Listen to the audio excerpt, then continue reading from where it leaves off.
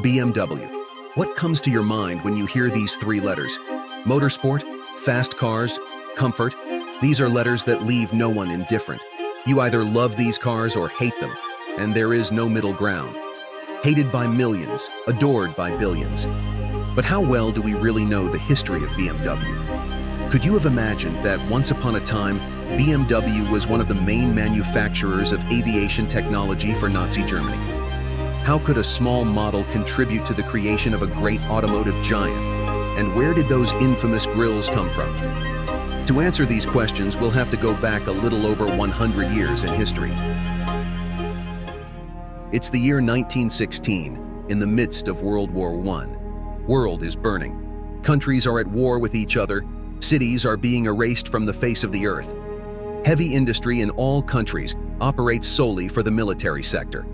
And it is precisely at this moment that the BMW company is being created. Founded on March 7, 1916, in Munich, Germany, as a manufacturer of aviation engines. The original name of the company was Bayerische Flugzeugwerke AG, Bavarian Aircraft Works. Initially, BMW was involved in the production of aviation engines for the German Air Force, which were used in fighter planes.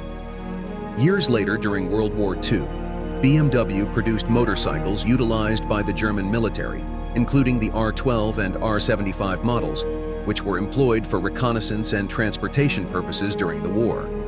But the production of engines and motorcycles is not the darkest part of BMW's history. The use of prisoners of war as labor is. Beginning in 1941, the SS began conscripting prisoners for labor, and from 1942, inmates from concentration camps were compelled to serve as workers. Satellite camps were established at the Allach and Dürerhof plants.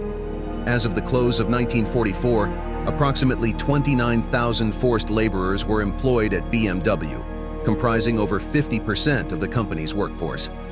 The extensive use of forced labor was indispensable for sustaining mass production during this period. And you might think now, oh, BMW was so bad.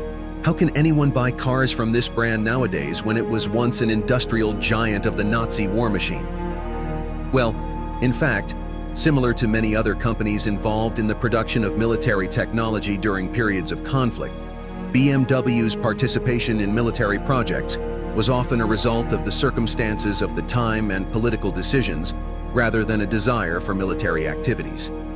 After the war, BMW shifted its focus to the production of civilian cars and motorcycles.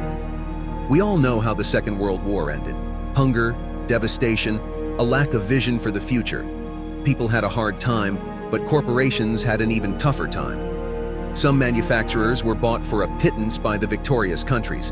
Some were completely destroyed due to bombings, and BMW faced its own challenges during those difficult times.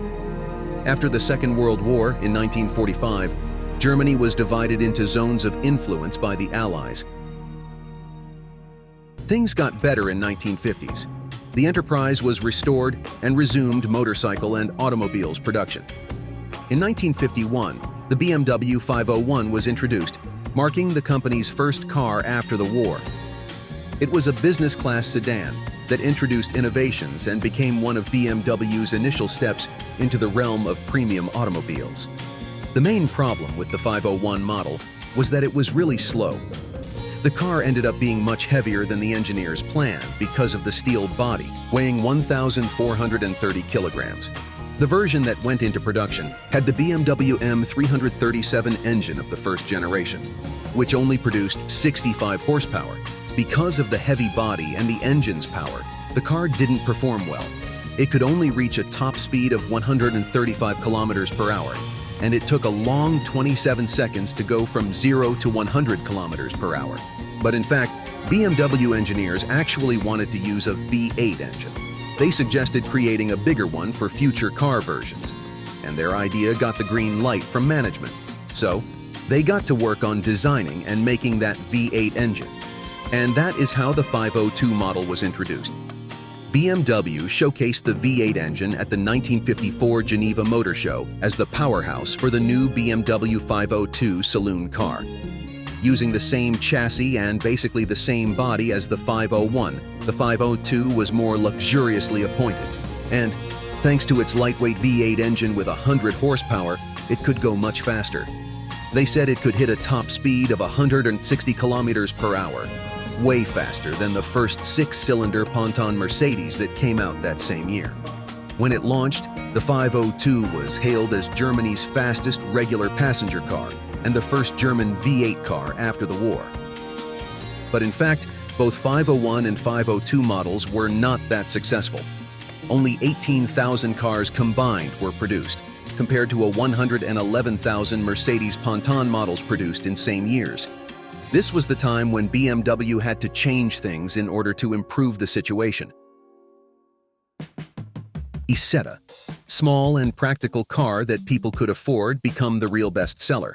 In fact, it was actually an Italian car initially. In 1954, BMW struck a deal with a company named Isetta to start producing the Isetta at its Munich plant. The car had a unique design with a single front door, giving it an exterior resemblance to an egg. It was a microcar with relatively compact dimensions, primarily designed for urban use. Isetta became popular quickly. With more than 160,000 cars produced, Isetta made a significant contribution to BMW's recovery after the Second World War. Boasting just 12 horsepower and weighing 360 kilograms, the Isetta garnered high demand among many in Germany. Its affordable price and incredibly low fuel consumption of just 3 liters made it a hit. Nowadays, many people will not even believe that BMW ever produced this car. Following the triumph of the Isetta in its initial years, BMW aimed to elevate its brand status and prove that they could make really cool luxury and sporty cars again. So, they came up with the 503 and 507 models. The BMW 503 was a fancy 2-door car that had both a hardtop and a convertible version.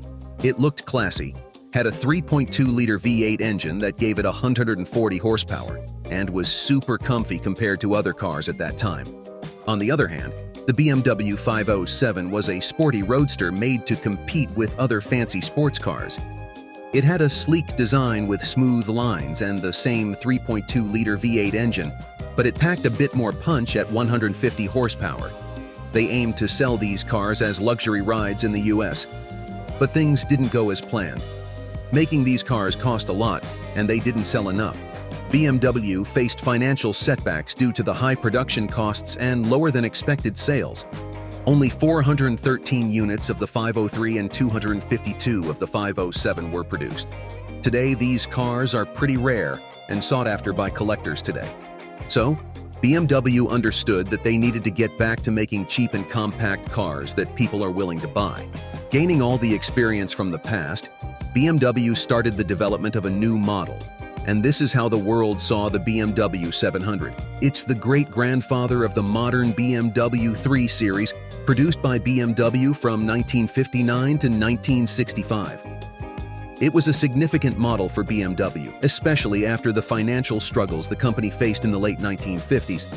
The car came in various body styles, including a 2-door sedan, a coupe, and a convertible. It was powered by an air-cooled flat twin engine with a displacement of 0.7 liters, producing just 40 horsepower.